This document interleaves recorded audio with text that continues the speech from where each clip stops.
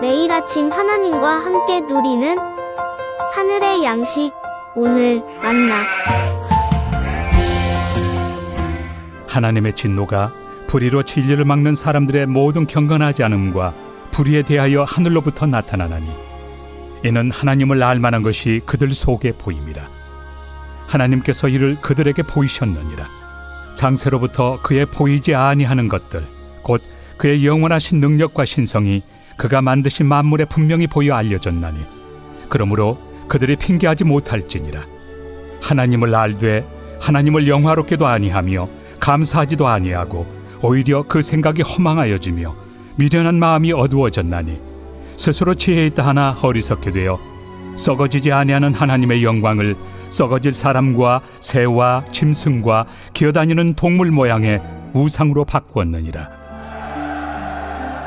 그러므로 하나님께서 그들을 마음의 정욕대로 더러움에 내버려 두사 그들의 몸을 서로 욕되게 하게 하셨으니 이는 그들이 하나님의 진리를 거짓 곳으로 바꾸어 피조물을 조물주보다 더 경배하고 섬김이라. 주는 곧 영원히 찬송할 이시로다. 아멘. 이 때문에 하나님께서 그들을 부끄러운 욕심에 내버려 두셨으니 곧 그들의 여자들도 순리대로 쓸 것을 바꾸어 영예로 쓰며 그와 같이 남자들도 순리대로 여자 쓰기를 버리고 서로 향하여 음욕이 부릴 듯하며 남자가 남자와 더불어 부끄러운 일을 행하여 그들의 그릇됨에 상당한 보응을 그들 자신이 받았느니라. 또한 그들이 마음에 하나님 두기를 싫어하며 하나님께서 그들을 그 상실한 마음대로 내버려 두사 합당하지 못한 일을 하게 하셨으니 곧 모든 불의, 초악, 탐욕, 악의가 가득한 자요 시기, 살인, 분쟁, 사기, 악독이 가득한 자요 수군수군하는 자요 비방하는 자요 하나님께서 미워하시는 자요 능욕하는 자요 교만한 자요 자랑하는 자요 악을 도모하는 자요 부모를 거역하는 자요 우매한 자요 배약하는 자요 무정한 자요 무자비한 자라. 그들이 이 같은 일을 행하는 자는 사형에 해당한다고 하나님께서 정하심을 알고도 자기들만 행할 뿐 아니라 또한 그런 일을 행하는 자들을 옳다 하느니라. 오늘 본문 18절에서 바울은 이방인의 불신앙과 불순종에 대해서 말씀합니다.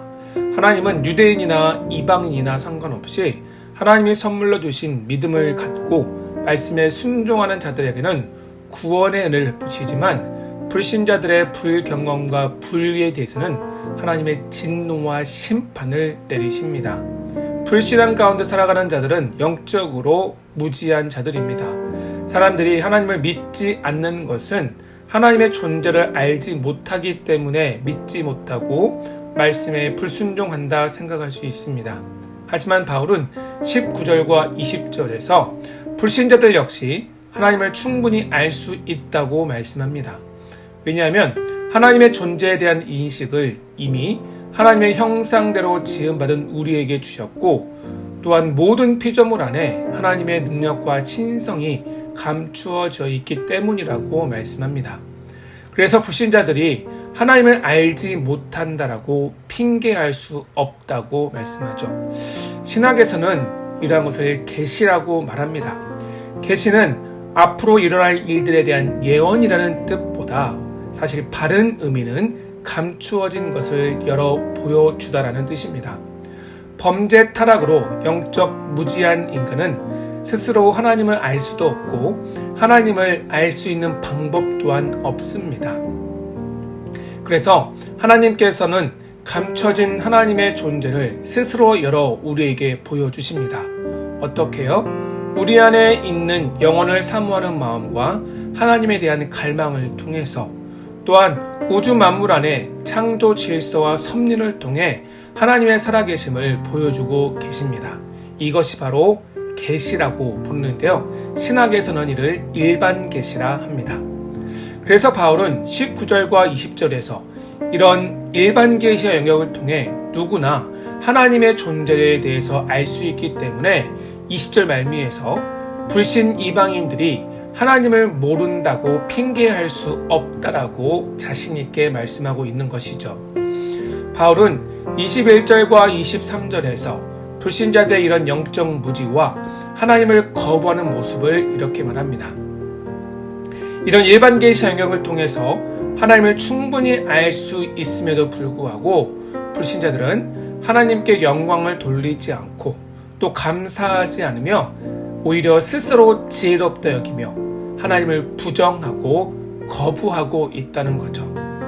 하나님의 영광을 세상에 허망하고 썩어질 사람과 새와 짐승의 형상으로 바꾸는 우상숭배의 죄에 빠지고 말았다라고 합니다. 불신자들의 이러한 모습을 25절은 이렇게 정리합니다. 그들이 하나님의 진리를 거짓으로 바꾸어 피조물보다 조물주를 더 경배하고 섬깁니다. 이것이 바로 불신자들의 죄입니다. 그래서 하나님은 불신자들을 그들의 마음의 정욕에 넘겨주셨고 하나님은 그들을 그대로 내버려 두셨습니다. 그 결과 불신자들은 하나님이 아니라 자신의 정욕을 따라 살기 때문에 26절과 32절에 나오는 정욕을 따라 산 결과물인 성적 타락에 빠지고 말았습니다. 바로 이것이 하나님을 알지 못하고 거부하는 불신자들의 삶이고 그들의 본 모습입니다. 하지만 저와 여러분 어떻습니까? 우리는 하나님의 은혜를 입은 자들입니다. 하나님은 저와 여러분을 정욕과 세상의 불신앙 가운데 살아가도록 내버려두지 않으시고 창세전부터 우리를 택하시고 구원하셨습니다. 하나님은 우리에게 하나님의 은혜로 우리에게 믿음을 주셨고 우리로 하여금 하나님을 알 뿐만 아니라 예수 그리스도를 믿게 하셨습니다.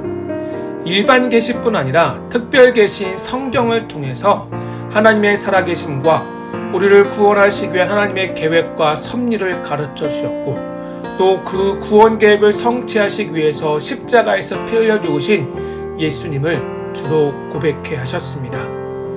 예수님을 주로 고백한 우리에게 성령을 선물로 주셔서 지금도 성령을 통해서 예수 안에서 풍성한 은혜를 누리며 살게 하셨습니다. 예수 그리스도 안에서 하늘의 신령한 복과 땅의 기름진 복을 누리며 하나님을 영화롭게 하는 삶을 살게 하셨습니다. 사랑하는 여러분, 이것이 바로 하나님의 은혜요 하나님이 우리에게 주신 복이라는 사실을 믿으시기를 바랍니다.